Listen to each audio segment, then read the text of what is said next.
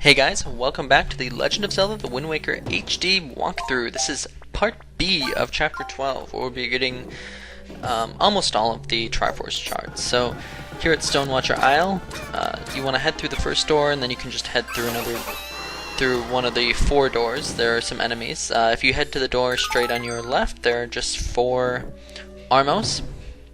I like to go around just in a clockwise way. If you keep going around clockwise, there are 2 moblins in the next room. If you haven't gotten your skull necklace reward yet, the treasure chart, then you can pick those up from them. This next room contains some red Wizz Robes. If you're low on magic, you can just use regular arrows. They take 2 hits. Otherwise, they'll probably drop some magic as you kill them. Fire arrows will defeat them in 1 hit. And the final room has 5 blue bokoblins. So you can take them out. So nothing too difficult in this room. We'll see one like this. There are other areas like this. Oh yes, then once you come back out to the middle, there are 2 white dark nuts. There are other areas like this. We'll see one more later in the chapter, but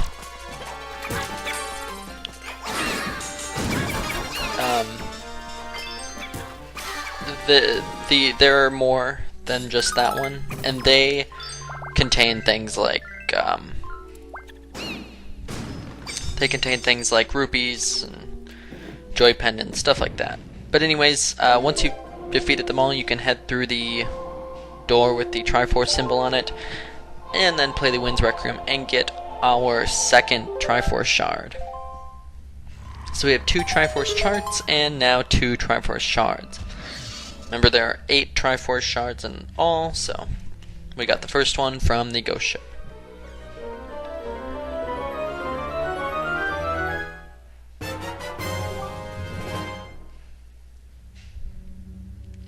So another thing you can do if you're finding the dark nuts kind of hard to defeat is you can pick up their swords that they drop, or you can have them try and hit you by a column. But you can, if their sword hits a column, it will fall down and probably lead to some hearts. So that's something you can try.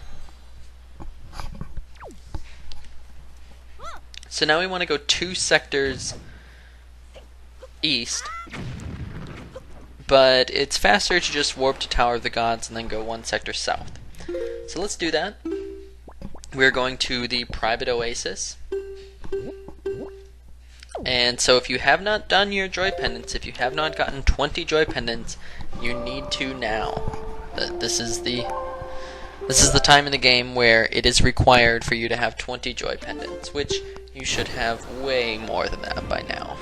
Even if you haven't been going out of your way, just killing bokoblins during the main game, you should. So if you don't have the Cabana Deed, but you do have the 20 joy pendants, head over to Windfall Island and give them to Mrs. Marie. If you haven't played the minigame with the kids, which we did all the way back in Chapter 2, you'll have to do that before you can give the joy pendants to Mrs. Marie. So remember that. Playing the minigame with the kids is also not optional. But since we did that pretty early in the game, we can now use the Cabana Deed, which is in our delivery bag. And you want to go up to the main door. If you just talk to the door, yeah, I know it's weird, you talk to the door, he's in the shape of a butler, he won't let you in, but if you show him the Cabana Deed, he will let you in. And then I think from now on this island will be called Link's Oasis, because it's technically your island, because you bought it with joy pendants.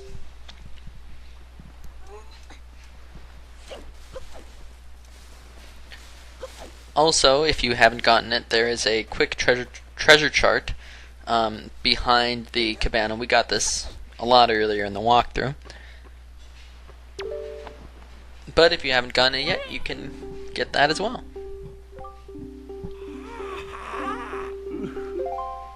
So once you're in the cabana here, there are a couple things that you can do. One of those is to play a tile minigame type thing. So if you're in need of rupees, you can do this, but rupees are the only thing you can get from doing it. It doesn't lead to a piece of heart or anything, and the butler basically tells you all he can give you is rupees. So you can play a sliding tile minigame. There are different characters, but what we're after is to use the grappling hook on the little switch at the top, which will alleviate the fire in the fireplace. Then you can head down to the sewer area.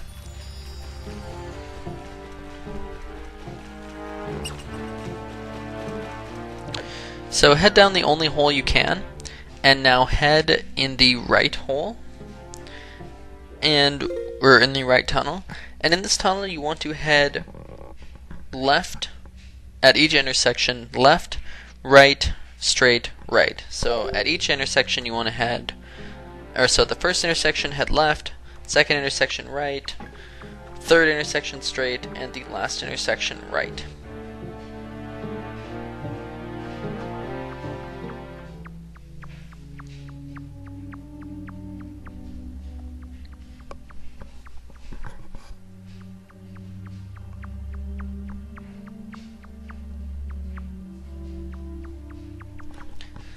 Now you can climb up the ladder.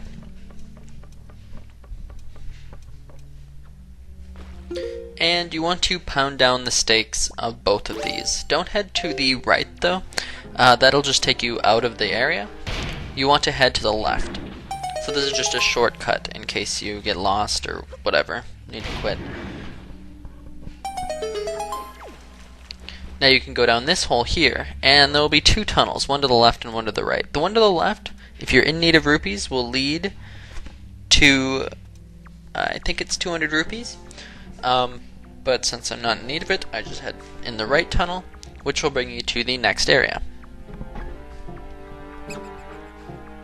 You can head up the ladder in this area. Make sure you're watching out for rats. They kind of got me here on this ladder, but then they do take out quite a bit of rupees, so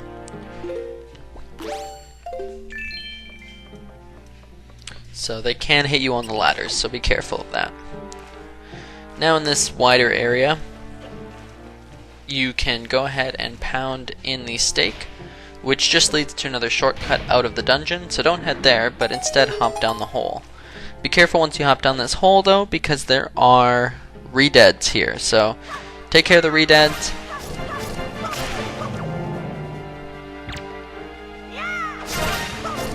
And then head through the only tunnel available behind the pot.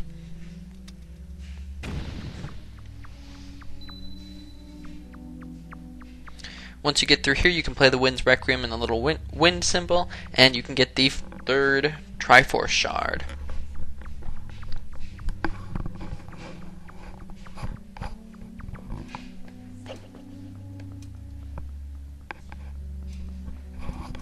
So yes, I will repeat, this is not, or the Cabana Deed is not optional. It is very required for the game.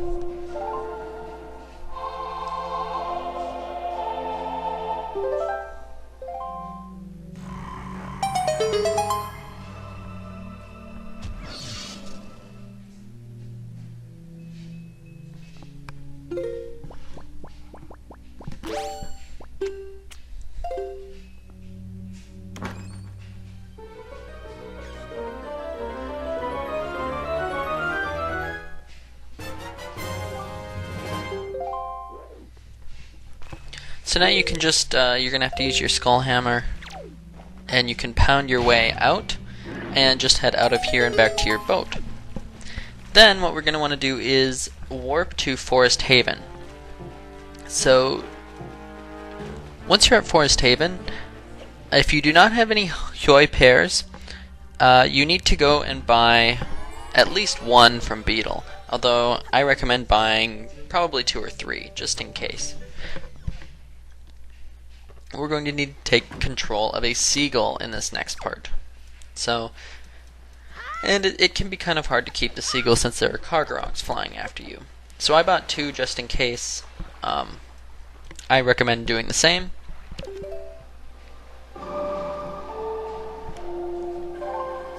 Because if you run out of them, you'll have to warp back to Forest Haven and buy more, so.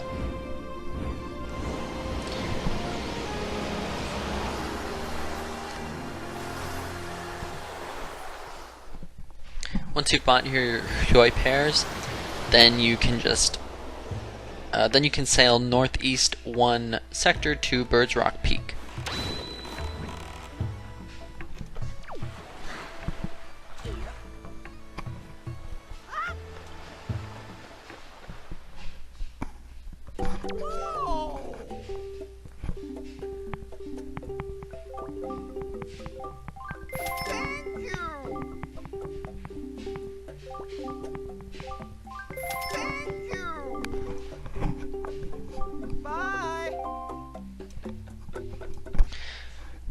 So one thing I want to mention is the memberships at Beetle's shop. I am not covering those in this walkthrough. That's something for you to get on your own, and I do suggest, I mean, you don't have to. It's easier to get the silver membership, especially if you chart out your entire map. But the gold membership is 60 points, and so you basically just have to throw away money at Beetle. And I don't know if it's worth it. I'm not going to tell you what the reward is, so you can try it yourself if you really want to. I'll just say that it's not required for 100% completion in the game. Basically what we have done so far is 100% getting all the heart pieces and treasure charts. At least that's what I consider 100%. If you want to consider the figurines and the Beatles memberships 100%, that's good for you, and you can do those. But again, those aren't covered in this walkthrough because they're not difficult to get. There's nothing that I would need to basically explain to tell you to get. That's something you can do on your own. So, but anyways, at Bird's Peak Rock, use a Huey pair on the small island, and now you're going to have to fly to each one of these cargo rock nests and hit the switch with a seagull. Yes, each one contains a switch. If you miss a switch, you can turn around. I recommend using your free roam camera quite a bit to see, because there will be cargo rocks chasing you. As long as you keep tapping A, you should be okay. You should be fast enough to outrun them. Just be careful, if they hit you, you will have to start over. I think the switches will still be lit unless you have to warp out of the area though. So if you can hit like 4 switches or 3 switches with 1 seagull and then hit like the last 2 or 3 with another seagull, you can do that. But if you leave the area, all the switches will reset when you come back. So that's why it's best to not run out of Huey pairs. But yeah, like I said, just tapping A is going to be the best means of avoiding the cargo rocks. They actually won't be faster than you. It's surprising that these huge birds aren't faster than a small seagull, but I guess that's how physics works here in Hyrule. Although I think in real life, some smaller birds are faster than larger birds. Not too many though. Definitely not seagulls. So, anyways, that will open up a grate, and you can hop down the hole and play the Wind's Requiem here. You can also, if you notice, there are lots of pots with rupees in them, so it's basically telling you, yeah, you're going to need rupees for this part in the game. So play the Wind's Requiem, and you can get Triforce Chart number 2, although it is the 3rd Triforce chart we are getting in this chapter. So now we have all 3 Triforce charts. We have 3 Triforce Shards, so once we get the Triforce Shards that correspond to these charts, we will have 6 Triforce Shards, which means there's only 2 more Triforce Shards we have to go after. Also remember, if you're playing the GameCube version, all the shards that we got before would also be charts, not shards, and you'd have to get them deciphered before you can find them in the ocean. Or the Great Sea, rather.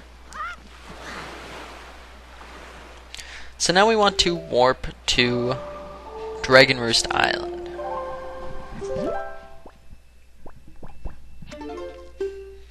Once here, we want to head northeast a sector to Overlook Island.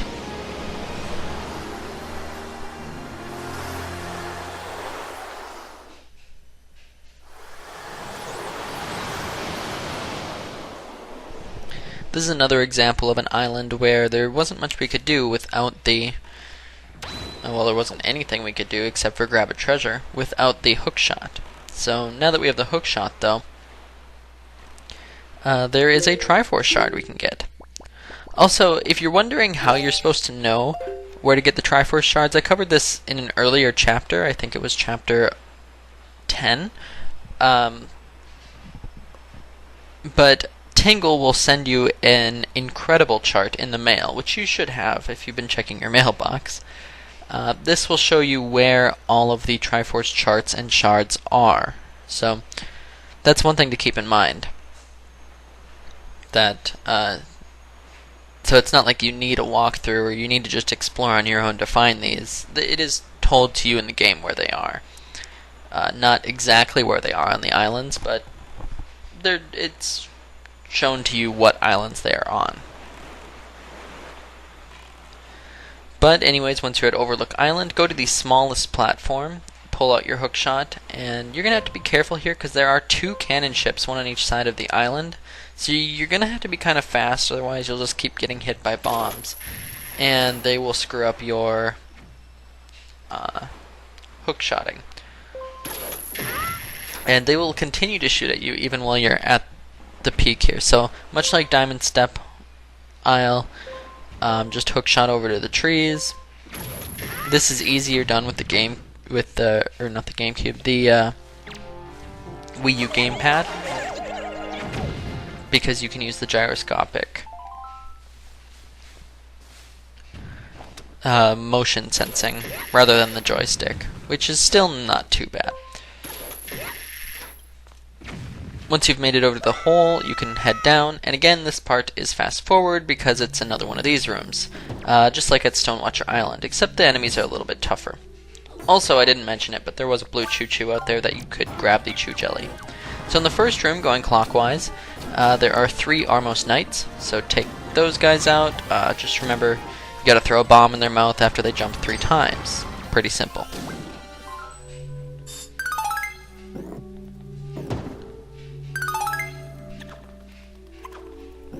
Next room, going clockwise, contains 2 Stalfos. So these guys, remember our bomb boomerang method? Throw a bomb at them, and then immediately after, use your boomerang, and that will do 1 hit of damage, and it will also stun them, so you can go over them and one-cycle them, which is really nice. The next room, going clockwise, will contain some Wizz Robes. This time they are yellow-scarved Wizz Robes, so be careful, they will create enemies that are annoying, and it also will take 2 fire arrows each to defeat them. So keep that in mind. You will have to defeat all of the enemies they create afterwards for the door to open as well, which means if they create the Morths, you will have to defeat all of the Morths, which Morths can be kind of annoying to defeat. Remember that you can use your boomerang on them and use a spin attack if they attach to you to defeat them. Then the final room contains 5 pots, each with green bokoblins, so you can go ahead and use your boomerang to break the pots, or just let them jump out at you, whichever floats your boat. Then when you come to the center after defeating all 4 rooms, there are 4 dark nuts, 2 white and 2 gold. So I don't think there's much difference between the colors, other than I think the gold ones will use their shields more often, and they take more hits to defeat. But other than that, there's nothing too hard. Just I mean, this fight can actually be kind of hard. So if you don't, you might want to bring elixir soup or something here. Remember that your boomerang will work on them as long as their helmets are off, and you can hit their armor enough times to make them to destroy the armor.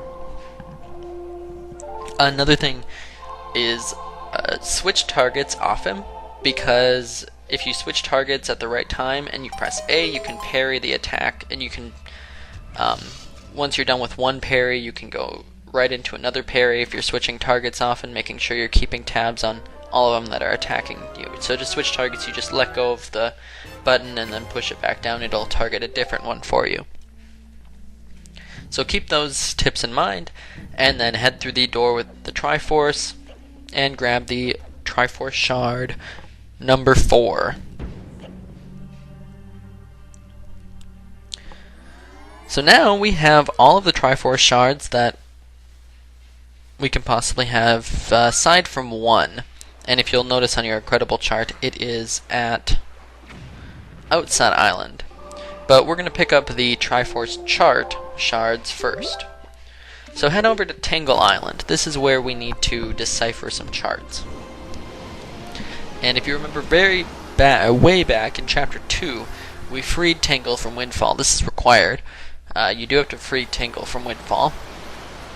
And he will tell you that he has some, or that he loves charts, and if we ever have any charts, any interesting charts to come show him. So here at Tangles Island, we haven't really been here. We've been here to pick up a treasure, and that's about it. But you just climb the ladder and talk to Tangle. He has, I guess, his brothers as slaves up there, which is kind of sad, but whatever. Whatever Tangle's into, I don't really care. I just want him to decipher some charts.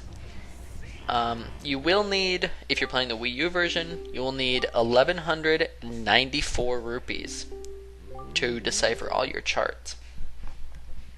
So that is quite a bit. If you're playing the GameCube version, though, you need a lot more. You need 398 times 8 rupees. Which is quite a bit. It's around 2,500 rupees, which I barely had. So yeah, if you've gotten all of the treasure charts in the GameCube version and you've picked up all of the 200 rupees, you might be okay. And now thinking about it, it might not have been 398 rupees for each chart in the GameCube version. It might have been a little bit less. But I'm not exactly sure, so check that out yourself. Maybe I'll add an annotation. That's what I'll do. I'll add an annotation here, so you guys don't have to look that up. I'll look it up for you guys. Also down here, there's a blue choo-choo kind of by the sign there, more towards the area with the little stones. So you can pick that up if you want it.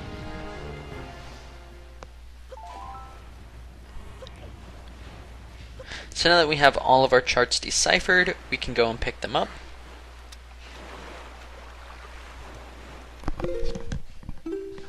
So make sure you open them, otherwise they won't appear on the Great Sea.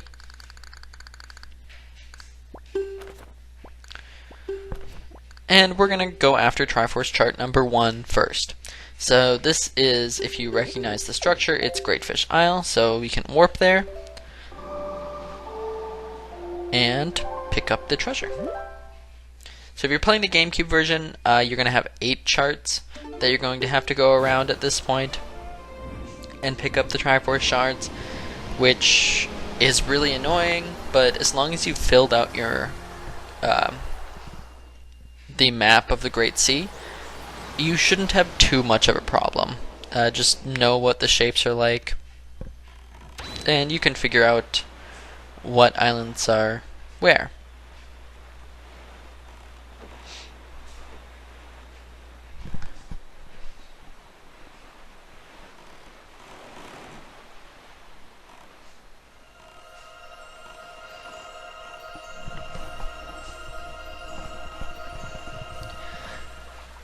So you can grab the treasure here at Great Fish Isle, and you will get Triforce Shard number 5.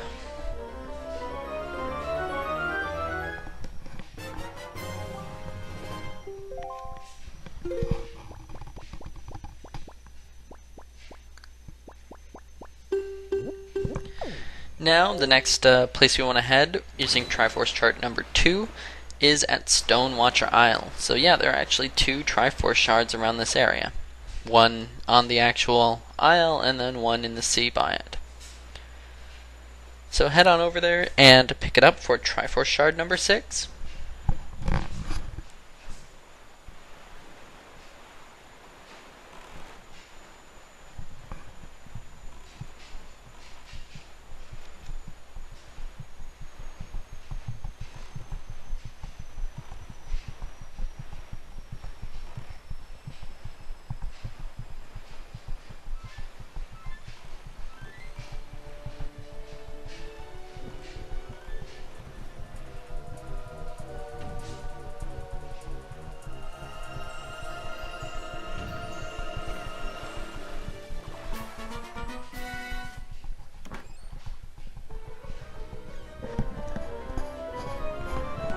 So the last Triforce Shard is on Cliff Plateau Isles, which is 1 sector east of Forest Haven. So warp over to Forest Haven,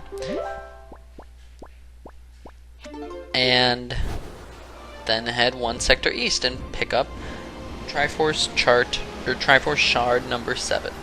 So now we have one more Triforce Shard to get, and we've made some pretty good time. This quest isn't nearly as annoying now in the Wii U version as it was in the GameCube version, but even in the GameCube version I think people just complained a little bit too much, because it's not that bad. You get the incredible chart, sure you have to sail quite a bit, but you have the warping, it's not that bad. But the last Triforce Shard is on Outset Island in a mini dungeon called the Savage Labyrinth, which is basically, if you've ever played Paper Mario, it's basically like a pit of 100 trials, although there's only 50 floors. And there's only 30 before you get to the Triforce Shard. There's an optional treasure if you go the extra 20, which we'll be doing, of course. This is a 100% walkthrough. So one thing I do want to point out though, if you're worried about clicking that next button to part C, it's not going to be as boring as you think, because I'm speeding it at double and I'm still doing narration on it. I will be giving tips and tricks to defeating the enemies, and it goes by pretty fast. I think the raw footage is like 30 minutes, so the video is only going to be about 15 minutes. You don't have to watch the entire thing, you can skip about halfway through till I get to the harder floors, because those are the ones that you'll probably really need help with. I know that they're difficult floors, they're difficult enemies in them. So, but to get to the Savage Labyrinth, there are actually two ways. You can do this before you even start the Earth Temple. However, you can't go to the last 20 floors until after you've gotten the Mirror Shield. So you need the Mirror Shield to get to the last 20 floors, but you can get the Triforce Shard before you even enter the Earth Temple. So the easy way to get up here is just to use the hookshot on the tree over on the right side of the island. However, you can climb up to the top of the island and use your Deco Leaf to get over here too, which means you don't need the hookshot. Then you can drop down the hole.